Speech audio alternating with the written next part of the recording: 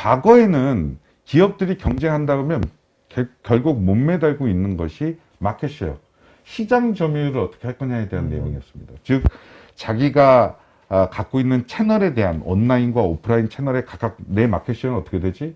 내가 갖고 있는 상품에 대한 마켓쉐어는 어떻게 되지? 그리고 내가 주로 활동하는 지역의 마켓쉐어는 어떻게 되지?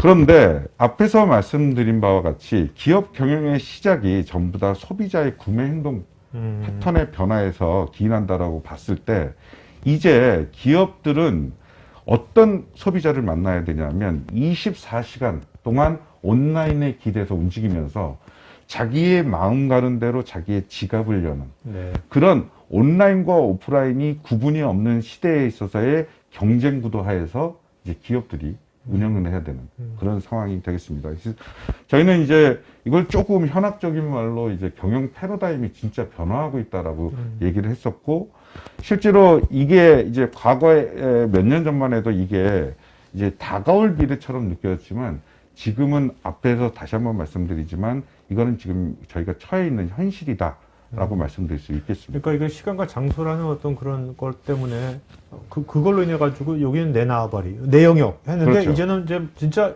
말씀 들어보니까 이제는 정말 개인들한테 맞춤형 서비스가 되게 중요하겠다. 예, 네? 맞습니다. 왜냐면 24시간 언제 접속할 수 있으니까 맞습니다. 나한테 가장 적합한 서비스를 택할 거 아닙니까? 예, 맞습니다. 네. 그래서 정말 경계 없는 산업의 경계가 이제 완전히 무너진 그런 상황에서 기업들이 이런 시대의 변화를 맞이하고 있다라고 말씀드릴 수 있겠습니다.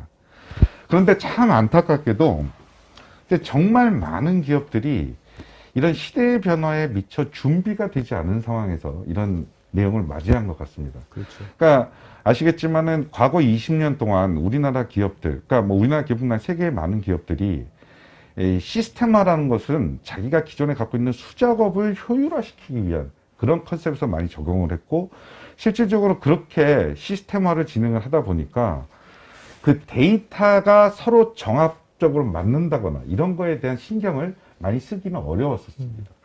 또 더군다나 앞에서 이제 고객들이 24시간을 전부 다 디지털에 기대서 운영되고 있는 그런 상황에서 봤을 때 실질적으로 과거에는 고객을 페이스 투 페이스로 보면서 이해를 했다라고 한다면 지금은 데이터를 기반으로 해서 이해를 해야 되는데 설사 그 데이터를 통해서 고객을 이해한다고 하더라도 도대체 고객한테 어떤 메시지를 전달을 해줘야 내 상품을 사줄지에 대한 거에 대해서 굉장히 많은 어려움을 겪고 있는 상황입니다.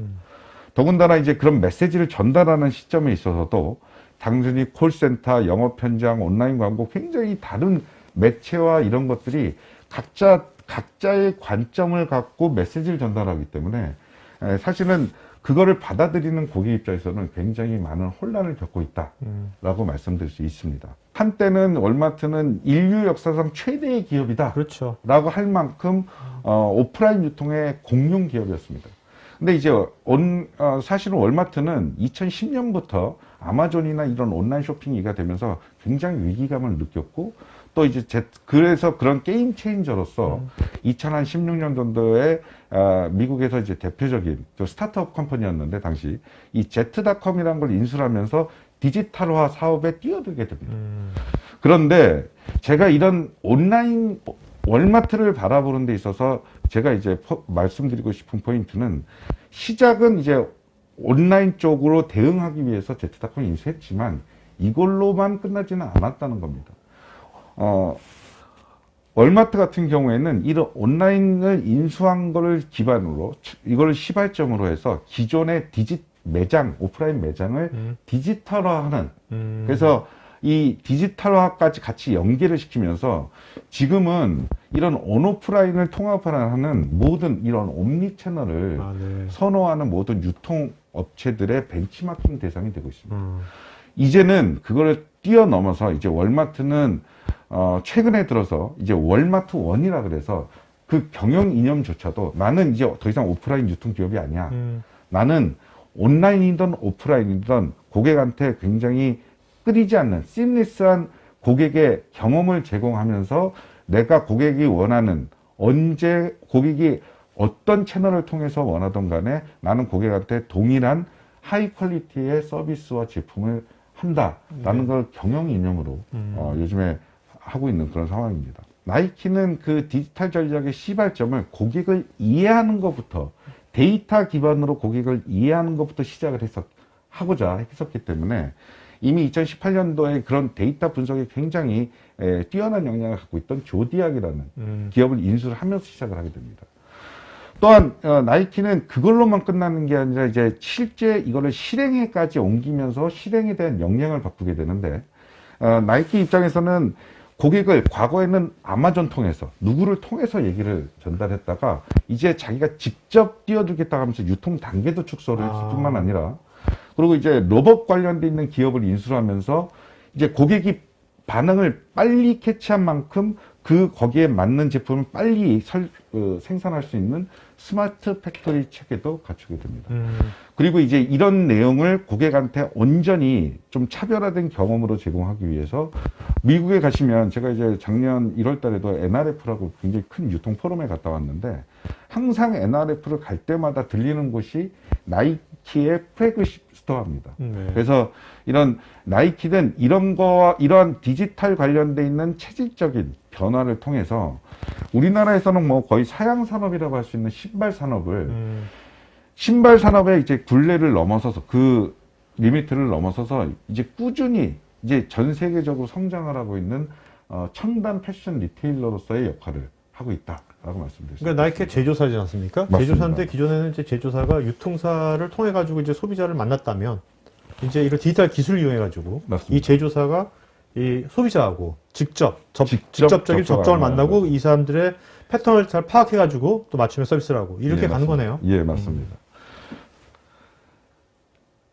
다음은 이제 오카도라고 해서 많은 분들이 아실 수도 있는 내용입니다. 오카도는 처음에 영국의 어떤 온라인 슈퍼마켓으로 시작한 업체입니다. 처음에 우리나라에서 이제 오카도라는 회사가 회자가 됐던 내용은, 오카도가 정말 과도하리만큼 심각하게 초반에 물류센터나 이런 물류 쪽에 투자를 많이 했습니다. 그래서 이로 인해서 초반에 이제 경영 성과가 좀 악화되는 경우가 있었지만, 제가 오늘 말씀드리고 싶은 건 오카도가 정말 다른 기업에서는 생각할 수 없었던 굉장히 요즘 말로는 신박한 내용의, 즉 자기가 수익의 창출에 대한 원천을 자기가 기존에 팔고 있었던 상품이 아니라 자기가 기존에 투자해왔던 자기의 수익 역량, 물류 자체의 그 역량을 하나의 상품화해가지고 이제는 오카도의 매출에서 그 솔루션 매출 차지하는 비중이 거의 한 40% 이상 될 정도로 굉장히 새로운 비즈니스 모델을 제시했다는 측면에 있어서 굉장히 의미가 있다라고 얘기할 수 있겠습니다. 그러니까 AWS가 사실 클라우드 자기네 서비스 하려고 하다가 맞습니다. 클라우드 서비스가 오히려 더 훨씬 더 많이 매출을 발생시키고 있잖아요.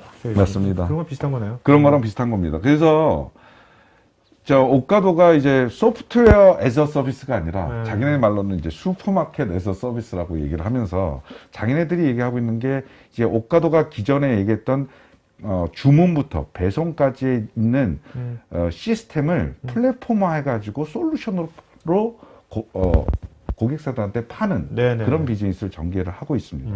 그래서 이러한 새로운, 그러니까 분명히 오카도가 시작은 온라인 유통업체로 시작했지만 지금은 플랫폼의 서비스를 파는 어떤 소프트웨어 공급업체로서 또 많은 변신을 하고 있다라고 말씀드릴 수 있겠습니다.